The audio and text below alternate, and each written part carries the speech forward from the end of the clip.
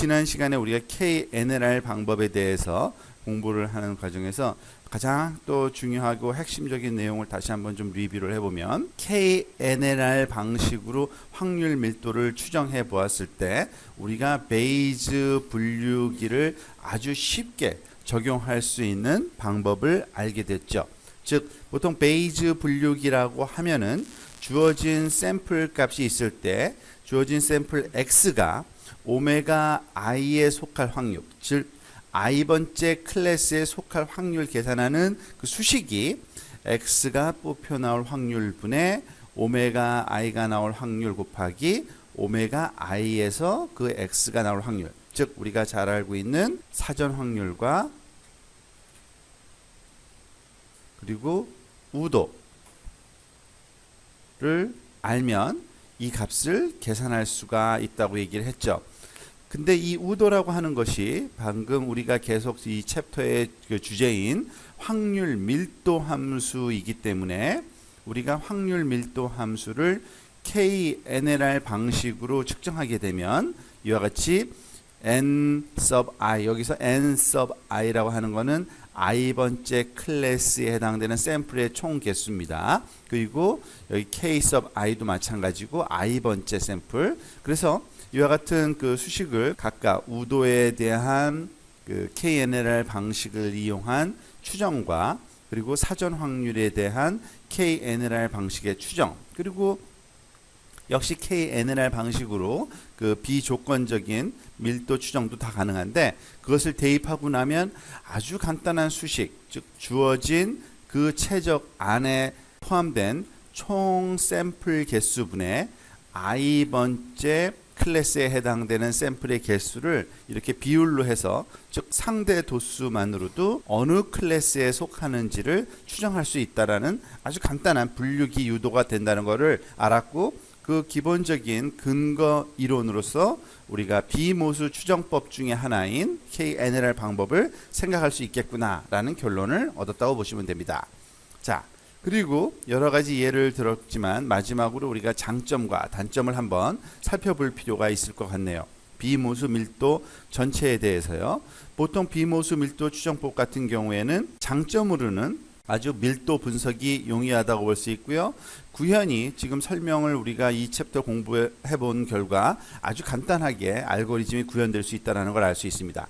특히 샘플의 개수, 표본의 개수가 거의 무한대에 가까운, 즉 굉장히 클 경우에는 이게 아주 최적의 방법론이라고 우리가 할 수 있고요. 또한 국지적인 정보를 사용하기 때문에 항상 주어진 샘플 포인트의 주변을 둘러보고 살펴보는 거기 때문에 국지적인 정보를 살펴보기 때문에 보통 그 소위 어댑티브라고 하죠. 적응적인 결과, 그 상황에 따라서 적절하게 주어진 값을 활용하는 능력이 이 비모수 밀도 추정 알고리즘에 다 존재한다고 볼 수 있고요. 또한 병렬 처리, 우리가 그 자세하게 다룰 만한 그런 내용은 아니지만 그 컴퓨팅을 할 때 그 속도를 빠르게 할 수 있는 방법 중에 알고리즘 자체가 병렬 처리가 가능하면 병렬 처리가 가능한 알고리즘 또는 컴퓨터를 써서 속도를 굉장히 빠르게 할 수 있는 그런 장점이 또 이 비모수 밀도 추정법의 알고리즘에 있다고 볼 수 있습니다. 그럼 단점은 또 뭘까 살펴보면요. 이 데이터들을 다 메모리 공간에 넣어야 되기 때문에 사실은 커다란 저장 공간이 필요한 단점이 좀 있고요. 계산이 많은 시간이 소요되는 그러한 단점도 있습니다. 또한 차원의 저주에 영향을 크게 받는 단점도 있습니다. 즉 사실 차원 저주 얘기는 또 다시 한번 우리가 아주 조만간 다루게 될 텐데, 즉 차원이 커지면 커질수록 텅 비어있는 빈 또는 텅 비어있는 그 위치가 많이 생기는데, 그때마다 확률 밀도 추정이 그 불확실해지는 그런 경향이 있어요. 그런 세 가지 단점을 이 비모수 밀도 추정 Non-Parametric Density Estimation이 다 담고 있다고 보시면 되고요. 정리될 수 있습니다. NNR 방식을 우리가 살펴볼 때 개수가 K 개수가 1일 때와 그리고 K가 1보다 큰 경우, 즉 큰 경우와 작은 경우를 얘기하는 겁니다. 즉 샘플의 개수를 주어진 최적 안에 몇 개를 포함시키는 방법을 쓰느냐에 따라서 차이가 있는데, 즉 K를 크게 하면은 장점도 있고 단점도 있습니다. 장점을 먼저 살펴보면요. 스무드한 결정 영역을 만들 수 있는 그 KDE 방법 같은 경우에는 디스컨티뉴티가 존재했었죠. 우리가 KDE 방식으로 특히 파젠 윈도우 박스 형식으로 하면은 넌 스무드한 그러한 결과를 좀 얻었었는데, 물론 스무드 커널을 쓰면 해결이 되긴 합니다만, 마찬가지로 KNL 방식에서도 K가 커지면 커질수록 이 친구는 또 스무드한 그러한 확률 밀도 함수를 얻게 되는 그런 장점이 좀 있고요. 그 얘기는 뭐예요? K가 작으면 작을수록 넌 스무드한 결과를 또 얻을 수 있다는 거죠. 이거는 K가 만약에 클로즈 1이면 이 친구는 넌 스무드한 또 결과가 얻어질 수 있다는 얘기입니다. 자, 그리고 또한 확률적인 정보를 제공해 준다. 우리가 알다시피 KNNR 방식으로 계산할 때는 그 자체가 확률 밀도라고 보기 참 힘들겠다라는 얘기했지만, 이 K가 커지면 커질수록 그 정확도가 높아져서 확률 값으로 활용할 수 있는 가능성이 점점 높아진다고 보시면 됩니다.